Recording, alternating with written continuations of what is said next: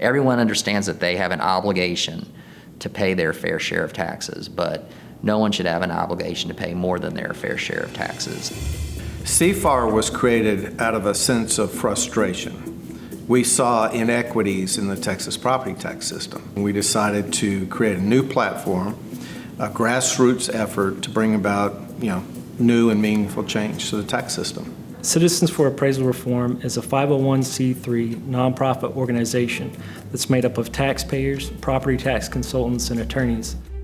We really needed an organization as the state was moving towards a kind of a tax-heavy state towards commercial and residential owners, was somebody that really embodied and represented the taxpayer themselves. So hence the name Citizens for Appraisal Reform, right? So truly an organization that was made up of taxpayers to lead the charge for what was important to a taxpayer to have a voice at the Capitol.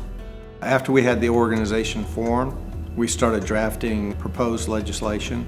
CFAR recognized several areas of concern regarding the Appraisal Review Board process. The removal of ARB members who were not acting appropriately. Another area is the exchange of evidence with taxpayers between the appraisal district. We wanted to ensure that each Appraisal Review Board member received the proper amount of education. We wanted to eliminate the ARB's ability to raise a value on a taxpayer during a hearing.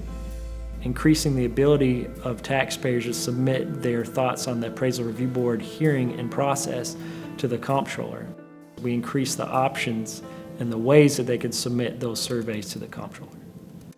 We thought that a restriction to 3 terms at 2 years each term was appropriate. It's not something that these ARB members should be doing for 20 years.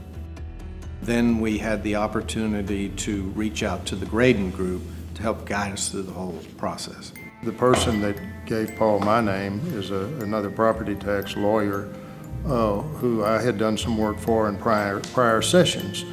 The reason I decided to get involved was I'm a property taxpayer myself. I've had an experience in property tax protest, and it was not particularly pleasant. The other reason for my involvement was I could see the commitment on the part of Paul Pennington, who was the person that talked to me originally, and some of the people that were working with him to try to affect this change were committed to making it happen, and I knew it was going to take a considerable amount of time on their part to get me up to speed on the process, and then I could help them through the vagaries and vicissitudes of the legislative process.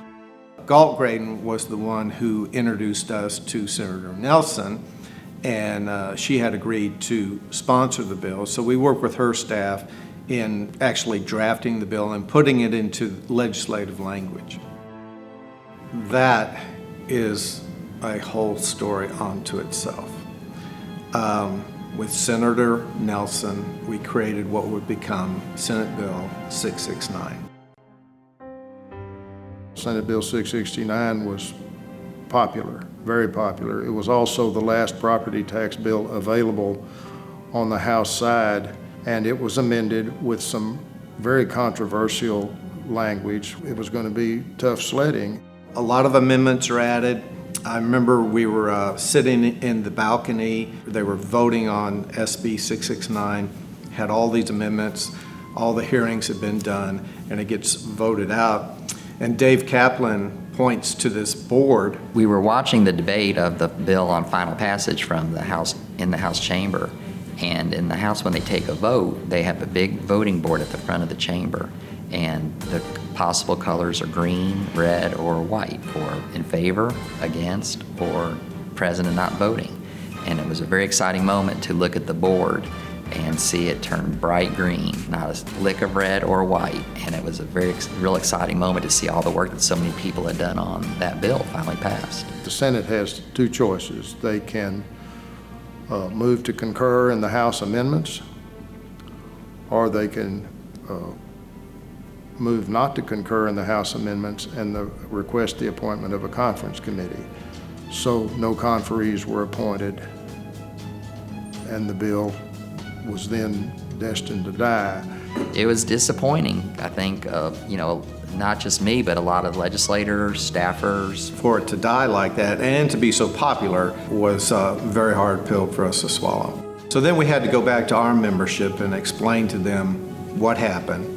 And we didn't have too much time to wallow in pity because we had to get ready for a special session. Ultimately, during the called session, our language, or most of it, not all of it, got incorporated into House Bill 32. And that was something that my clients, Citizens for Appraisal Reform, determined that it would be in their best interest to agree with. It just didn't seem like they could never get a majority of the senators and a majority of the representatives and the governor all on the same page at the same time on the same things that could get it passed. Although at various points, different pieces of the bill always had support from a majority, just it never could coalesce at the time it needed to come together. Our language in its best form was put in Senate Bill 2. We continued to work over the interim, explaining to the members why the reform part of this was important.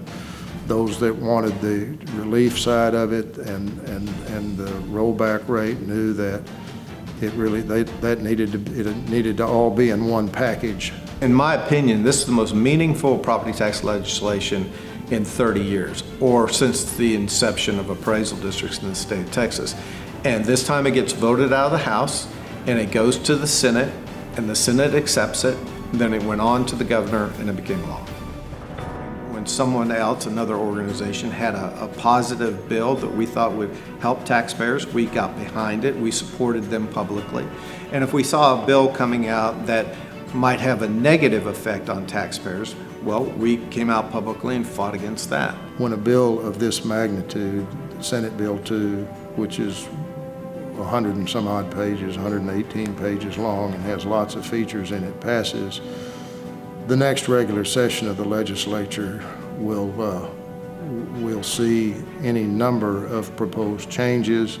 Some of them will come from those who are not particularly enamored with what we accomplished this time, and there'll be some effort to undo some of it. And I think evidence of a continuing commitment on behalf of Citizens for Appraisal Reform will help temper and help us obtain or maintain the good outcome that was accomplished this last go-round. I think it's also important to note that there are over 35 members of CFAR, and each one of those members contributed time and money to make this happen. And, as CFAR continues in the future, going forward, we're going to continue to need support of our 35 plus members and growing to keep making sure that we can do stuff and affect change for taxpayers.